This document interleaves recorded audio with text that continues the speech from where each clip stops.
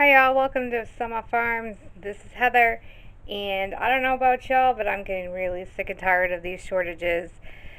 We like to have cream cheese with our like cinnamon raisin toast in the morning, or sometimes even a bagel, and there are no cream cheese anywhere to be found.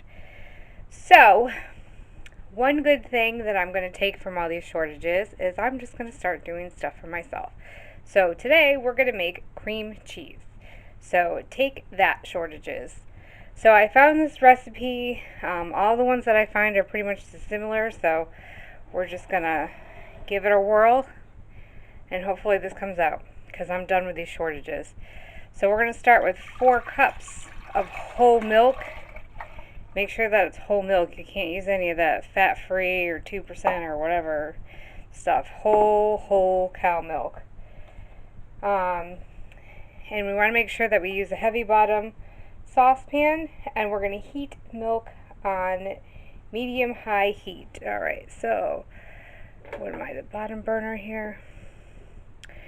Alright, so I turned it on to medium-high. And it says that we have to stir constantly until it starts to a roiling simmer. So I'm just gonna go ahead and start that, and we'll be back when it simmers. Alright, so we are at a roiling simmer. I don't know if you guys can see it on the camera, but the little bubbles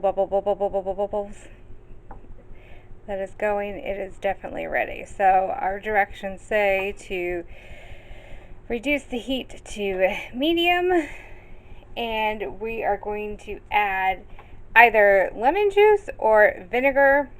I have vinegar here, so your regular white vinegar, and we're going to add it 1 teaspoon at a time, or I'm sorry, 1 tablespoon at a time, and we're going to stir it consistently until it curdles. I did read the recipe note, and it said that if you're using pasteurized milk, which that's what this is, I didn't go to the farmer's market and get regular natural milk because I happened to be at the store. Oh, I think that's good. I think she's only going to need 2. Wow! I hope you guys can see that. Look at those curdles. So if you're using regular milk right straight from the cow, use lemon juice and make sure that you use it right from the lemon. Alright, so stirring consistently.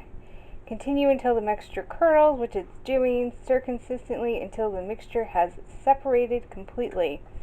This should take a few minutes. There will be green liquid on the bottom and thick curdles on top. And then we're going to remove from the heat. And oh yeah, look at that. That is a greenish. I'm so glad, or maybe a yellowish greenish. I'm so glad the directions told me that, because I probably would freak out and think that it was bad. So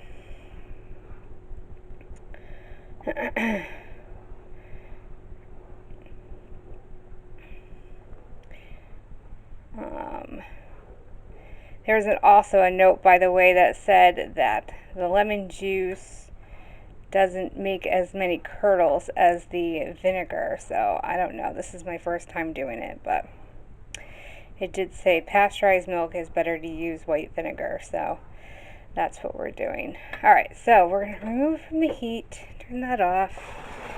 Put it aside. Woo, look at those curdles. Looks like a lot of whey, though. We'll see how this turns out. Keep your fingers crossed. So then we're going to take our sieve with a cheesecloth over a large bowl and pour the curd mixture into the sieve. Let strain and cool for about 15 minutes. Okay, so I have that all ready. I unless I grow another couple arms. Ooh.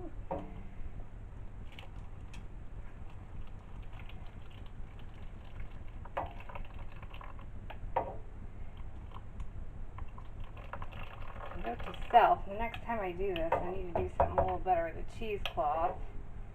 I don't really want that to fall in there. Oh, try to fix that. Because I want to make sure that I get. Let's try to tuck it under here. I want to make sure that I try to get all of those curds in the sieve, because that's what we're going to use. Alright, let's try that. Hopefully that helps. Okay. This is my first time doing any of this kind of stuff.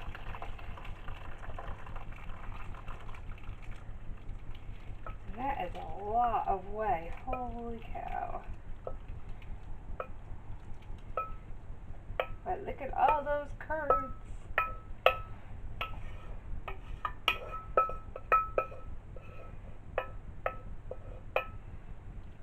Okay. So all of our whey draining to the bottom. And all of our curds are right here on top. So let's let this cool and drain for 15 minutes, and then we'll be back.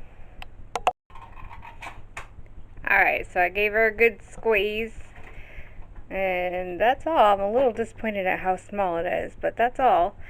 So I have it in the food processor, and it says 1/4 to a 1/2 teaspoon of salt. So we're going to start with 1/4 and see how that goes. Alright, so I think that's done. It said if it looks grainy to keep going, and it did. So I let it go for a little bit more, and then I tasted it, and it just needed a touch more salt. So we added a touch more salt. So let me get this in a container, and we'll see how it is. Alright, so that is our cream cheese. It didn't make a terrible amount, like a lot or anything. Just made just enough, because there's no... Zach's eating his lunch in the background.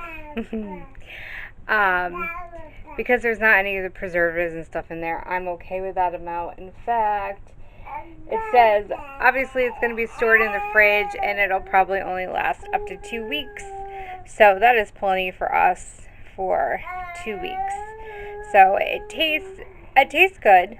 It tastes a little bit like the store brand, not so much like Philadelphia. But it'll do. You can also add, if you want to add flavor to it, maybe some, canned blueberries or strawberries if you like that flavoring, or some garlic and chive, or different other herbs. You can totally add to it and make it your own. So now I need to figure out what I'm going to do with all that whey too. Right, and the taste tester. What do you think, man? Oh, is it good? You think that should be our cream cheese from now? Say, take that, shortages. We got healthier cream cheese now. Yeah, more healthy. Healthier cream cheese.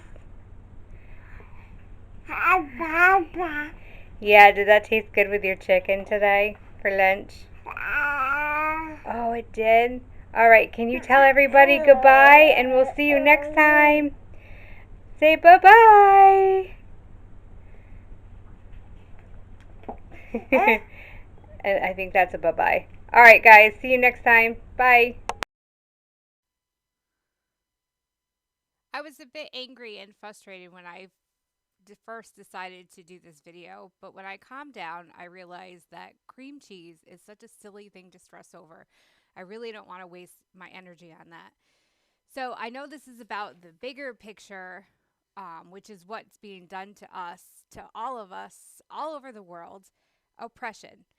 It's time that we stand together and fight back. I am not advocating for protesting, but if that's what you do, then that's fine. You do you. I am certainly not promoting violence. What I am saying, however, though, is to vote or protest or whatever you want to call it with your wallet, your purse, your bank account, and above all, just don't take it anymore. Be done. I'm done. The less you rely on other people, the better off you are. So do more for yourself. You'll become a better you. Fight back by being sustainable. And teach your children. Let's raise wolves and not sheep. If we all stand together, we can do this. Join with me. Fight back.